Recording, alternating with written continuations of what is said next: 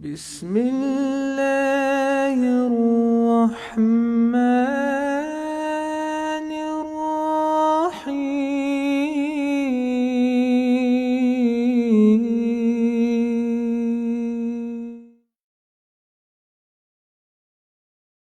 Right.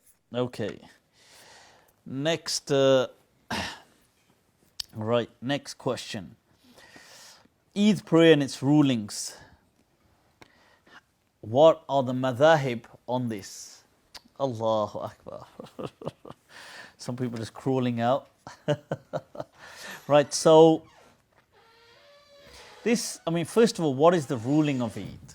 Okay, the ruling of Eid is that according to the general ulama, it is sunnah. Okay, that is the Maliki madhab, it is the Shafi'i madhab. Many ulama have had that understanding that it is sunnah. The Hanafiya did believe it's a wajib, but by their wajib they don't mean fard. They mean something between fard and sunnah. Whereas the Hanabila, the Hanbalis did say it was a fard kifaya.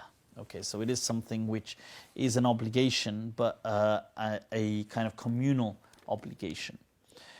All right. Now the other thing is, at what time is the Eid prayer offered? Go on then, Abu Mar. What time is it offered? Yep, that's it. Midnight usually. It's around midnight, and nobody's there, right? So it's after sunrise at any point. So usually they'll say, give it whatever 20 minutes, 30 minutes after sunrise, and then from that point onwards. Usually, technically it could be done before zawal, before the kind of sun is at its zenith.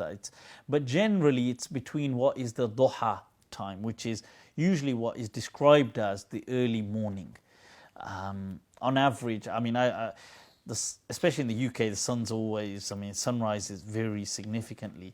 But you'd say anything between what would be expected between 8 to 11 a.m., something like, on average. But I suppose it, 11:30, whatever. But generally that kind of early morning-ish time is what is allocated.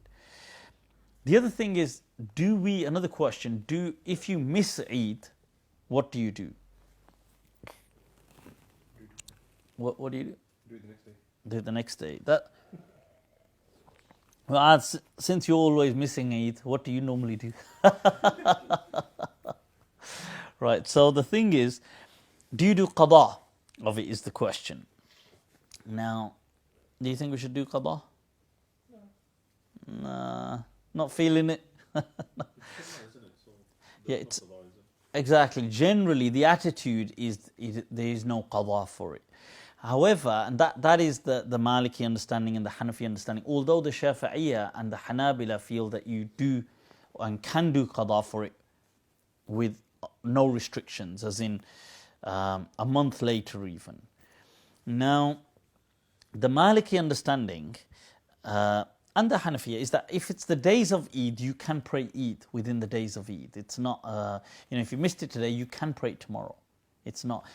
The Malikiya do also say that you can pray it on your own as well, although that's not the ideal way. But if you missed it, now let's say it was Eid al-Fitr and we've missed it now, like everybody had prayed it and I missed it.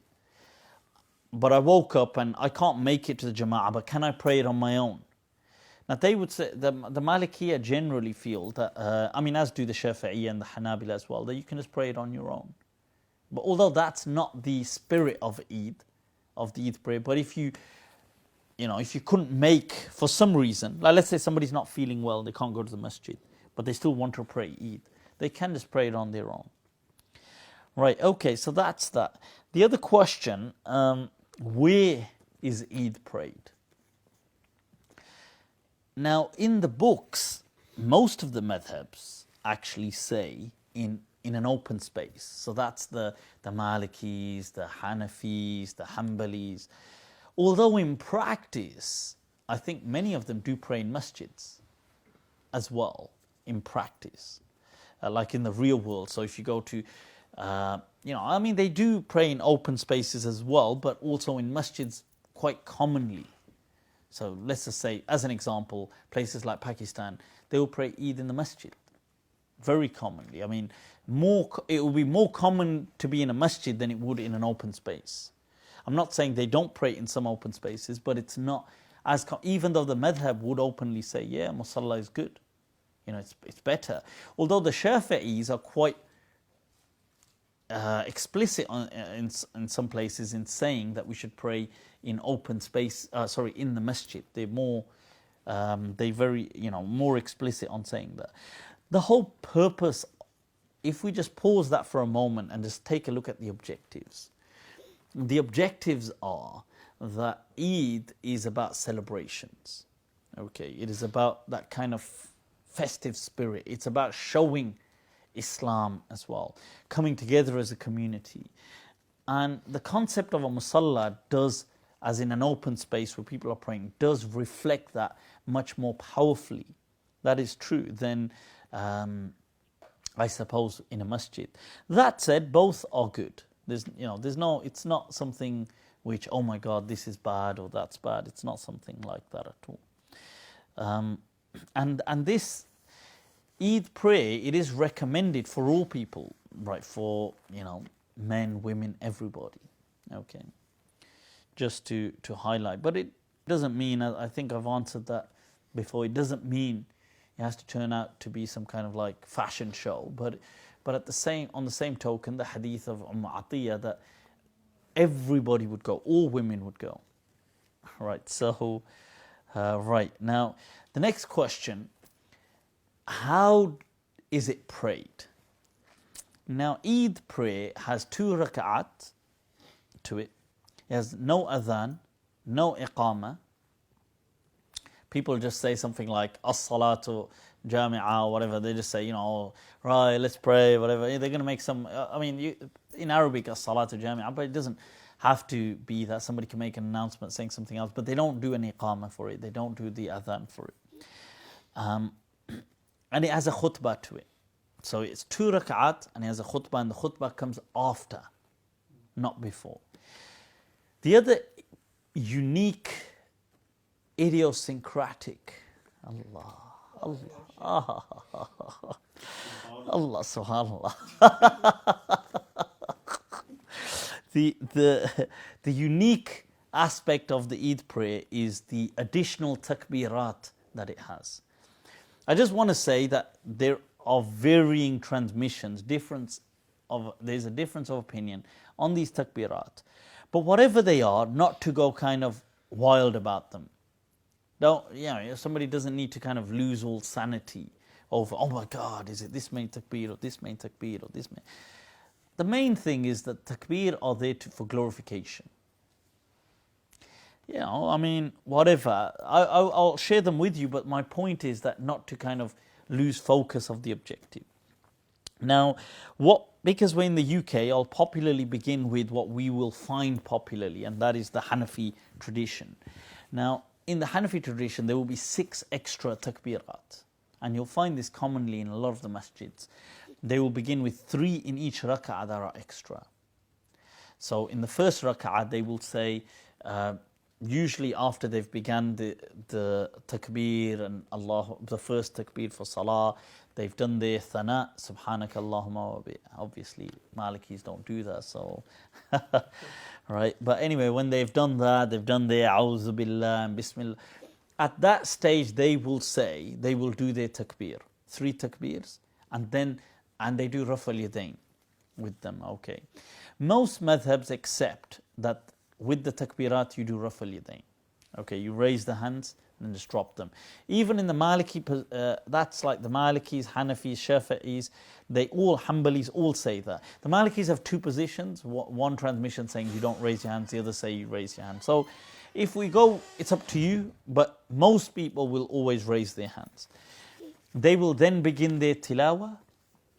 They will then go into the second rak'ah. When they get up from the second rak'ah, same thing, like a normal salah. Before they're about to go into ruku', they will do 3 takbirat. Allahu Akbar, Allahu Akbar, Allahu Akbar. And on the 4th one, Allahu Akbar, go into ruku'. That you may commonly find in the UK because of the Hanafi kind of, the widespread Hanafi practice that we have. So just so you're familiar with that. The other madhabs generally will have more takbirat, the other understandings. And you may see that as well in the UK or in different parts of the world. So things like, let's say, they will normally, now the Maliki understanding is that as soon as a person begins, right, so as soon as you do takbirat, so as soon as you do takbiratul ihram, you follow it with 6 takbirat. The thing here is that there is, you see, it may appear as 7 because you're doing the first takbir and then straight after, because in the Maliki school there is nothing to read before Alhamdulillah. You don't even say A'udhu Billah, you don't even say Bismillah ar-Rahman ar-Rahim. You just say Allahu Akbar, Alhamdulillahi Rabbil Alameen ar-Rahman ar-Rahim. So because of that, as soon as you've said Allahu Akbar, you're going to follow it with the other 6. So somebody watching will just see 7 in a way. But the first one is Takbiratul Ihram, then there are 6. Okay.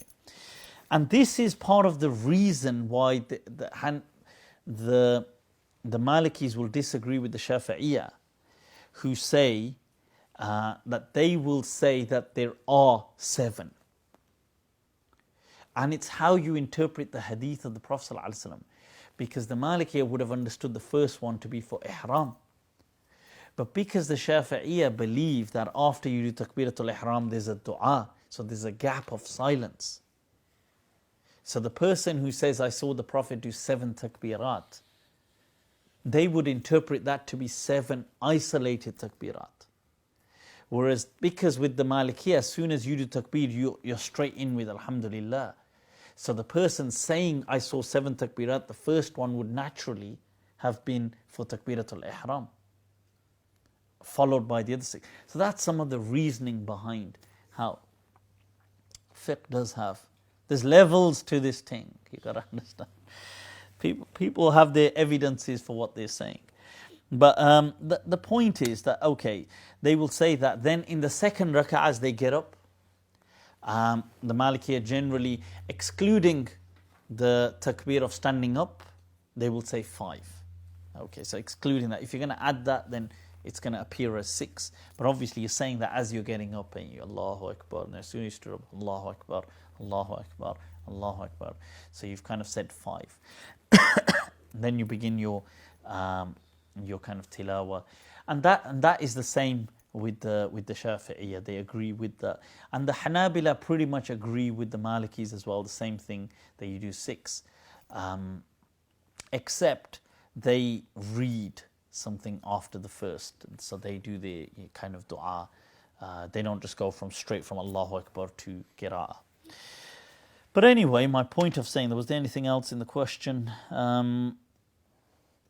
Nope. The ruling of the khutbah is that it is recommended or sunnah. Okay, it's not an obligation, the khutbah. The Maliki madhab generally believes it's recommended, and the other madhabs believe it's sunnah. Then there's something about how many times must the imam do takbir. And a lot of the madhabs say, oh, he should do it 9 times, for example, when he's standing there in the khutbah before he gets down. And the Hanafis say 14 times. But the Malikiyah, the school of Medina, is always based on just naturalness. So it says that, look, there's no limitation, you just do the takbir. And you just, as you get down, keep it natural. There's no set number of how many times you have to say Allahu Akbar. You just do it. So that's pretty much the ruling of Eid, okay, amongst the different schools of law.